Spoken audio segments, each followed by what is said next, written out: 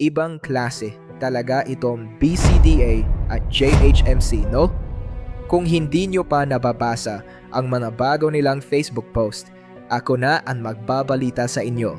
Nito lang, itong BCDA ay nakipag-coordinate sa Pag-ibig Fund para sa affordable housing sa New Clark City. Ang title pa ng post nila, Homes Within Reach. Wow! Ang bait naman ng BCDA, pero sandali lang ha.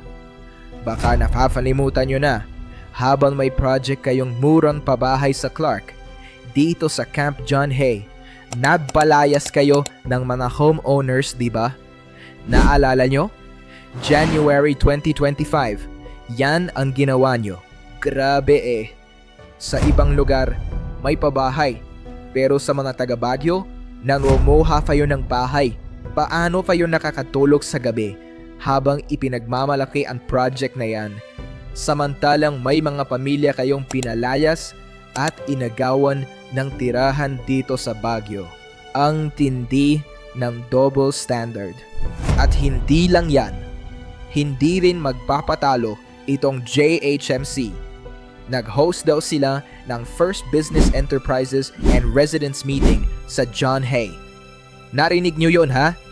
Meeting para sa mga negosyante at residente sa loob ng Camp John Hay.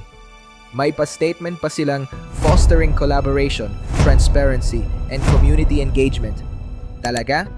Kayo? Kaya nyong gawin yan? Nakakapagtaka lang kasi JHMC at BCDA. Marunong pala kayong magpa-meeting.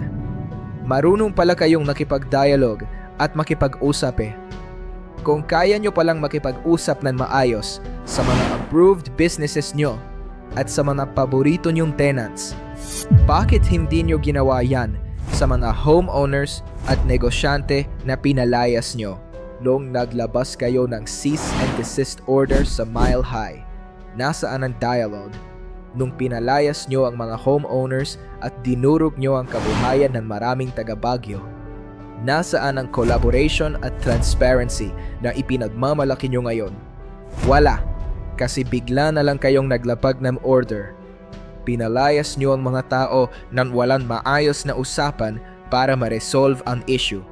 Hindi naming makakalimutan na ginawa na ng mga homeowners at business owners ng Camp John Hay ang lahat ng pagbibigay ng letter sa inyo.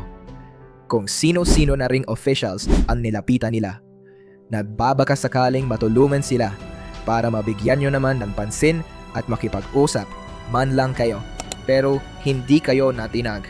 Ang gagaling niyong mag-PR stunt. Magpapa-meeting kayo para pabanguhin ang pangalan nyo sa mga bagong tenants nyo. Pero yung mga taong nawalan ng trabaho at nawalan ng bahay dahil sa inyo, dinedma nyo lang. Baguio, huwag tayong magpaloko sa mga press release nilang ganito. Sama-sama tayong i-share nyo ang video na ito. Ipamukha natin sa BCDA at JHMC na hindi tayo bulag sa kaplastikan at double standards nila. Hustisya para sa Camp John Hay. Hustisya para sa Baguio.